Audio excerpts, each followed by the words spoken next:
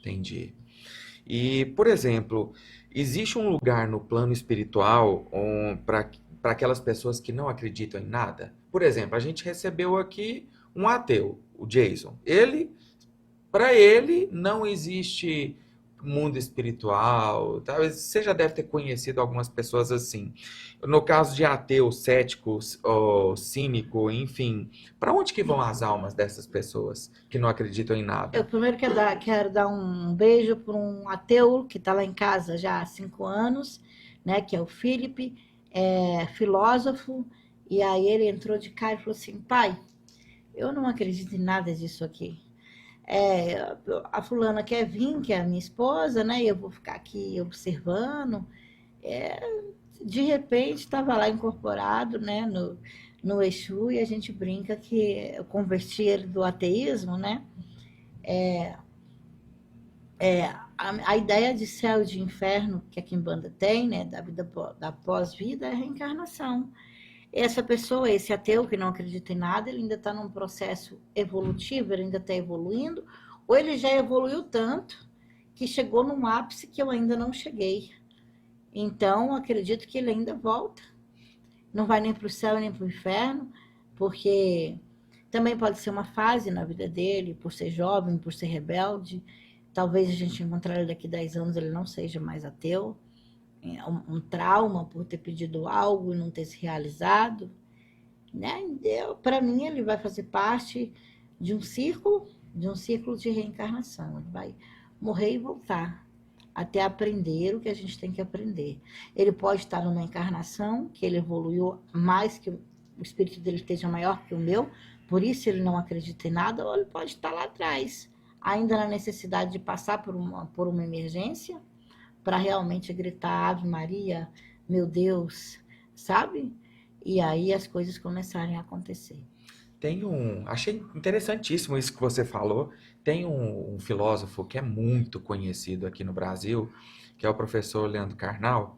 Você talvez já deve conhecer. E ele é muito estudioso, principalmente em aspectos de religião ou Bíblia, né? E ele realmente se declara ateu. Seria então um exemplo de uma pessoa, talvez fosse evoluída por conta desse processo?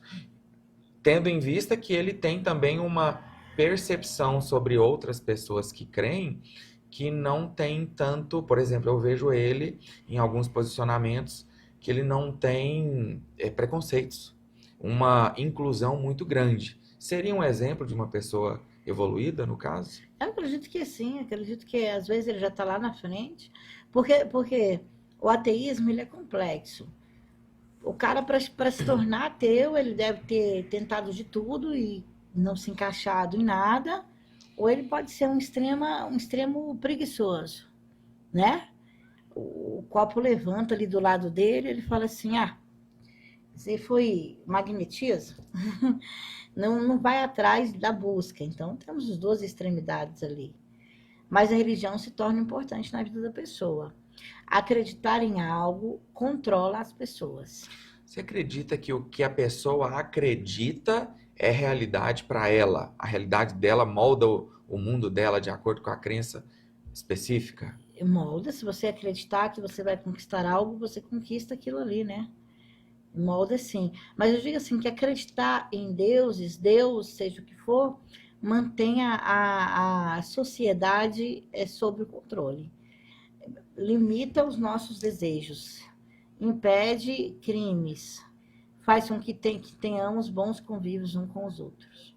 A fé se torna importante, ela faz parte de uma das bases para tornar um ser humano. O quimbandeiro legítimo, ele então também é um estudioso, ele tenta se Estuda aperfeiçoar muito, a cada dia que passa, é isso? muito, muito, muito, muito, muito.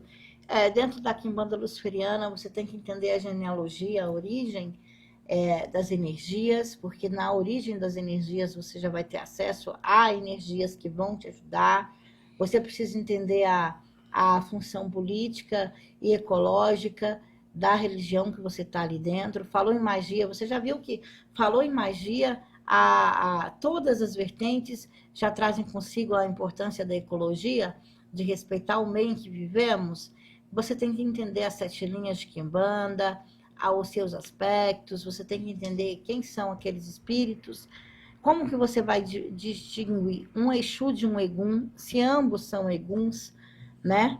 Aí entender a questão que você falou aí, ó, de espírito zombeteiro, um quimbandeiro, ele estuda o tempo todo.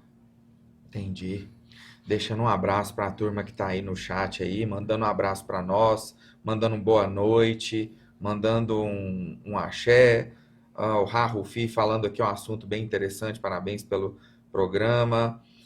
O Israel também mandando, o Israel Fernandes, ó, mandando um abraço aí ao pai Alex, Suelen, O Israel é o Freguesia. freguesia. Isso. Escreve aí, freguesia, um momento que você achou macabro, que você achou diferente, estando comigo nessa jornada. Pois é. Que aí o nosso amigo vai ler aqui. Isso. E, Alex, nesse mundo aí, você acredita que nós estamos próximo de um novo ciclo espiritual no planeta? Muita gente fala, novo Aion, ou era de Aquário, não sei o quê. Cada denominação, cada pessoa fala uma coisa diferente. Para você, como que tá o mundo hoje? A gente está vivendo, né? Tanto conflito, guerra. A era de Aquário, na verdade, já iniciou, porque a gente está acreditando mais em misticismo, deixando os espíritos falarem mais alto, né?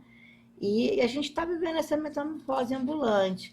Não digo que será o fim, não. Acho que tem coisas boas aí para acontecer.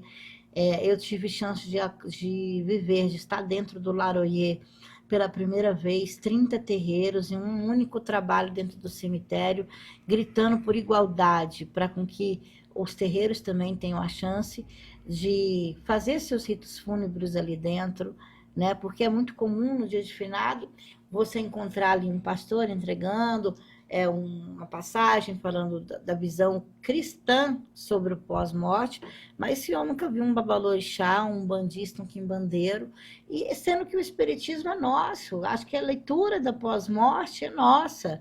Eu acho que todo mundo, quando morre, vira espírita, porque a única esperança que tem é do espírito, é da reencarnação. E aí veio o movimento Laroyer, lindíssimo, um abraço ao pai Alan aí, que reuniu 30 terreiros na porta do cemitério, louvando Exu, mas na esperança de, quem sabe, esse outro ano, num dia de finados, a gente tem um espaço para os espíritas ali, né? Então, eu acho que isso é viver essa era. A gente está chegando lá. É construir devagarzinho a igualdade. Entendi. Deixa eu entrar aqui no que eu vi uma pergunta para quem mandou no nosso Instagram, pessoal, ele é novo, tá? É um Instagram que a gente abriu bem recente, é KBK Aberta Podcast.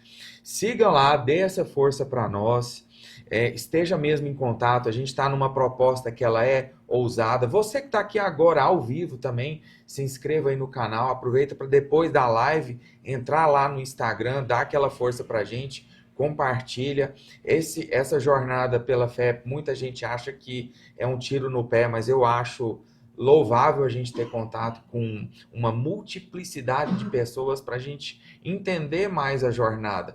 Pode ser que às vezes você que está assistindo aí em casa, por exemplo, seja um cristão e vai ter uma identificação muito grande com aqui o Alex falando, ou com o hinduísta falando, e você nunca ousou saber sobre isso, ou nunca teve oportunidade, porque já nasceu imerso nessa cultura que te apresentou, às vezes, uma denominação, né? Então é o que a gente está oferecendo para vocês. E que definiu de forma errônea na sua cabeça o bem e o mal, né? Exatamente. O bem e o mal aliás, era uma pergunta que eu ia te fazer, porque as pessoas estão acostumadas, por exemplo, né? O Brasil não é laico. Ele tem uma tendência cristã, a maioria das pessoas brasileiras são cristãs. Você tem símbolos você tem o crucifixo, você tem orações, você tem partes e fundamentos em escolas, no judiciário, repartições públicas e tal.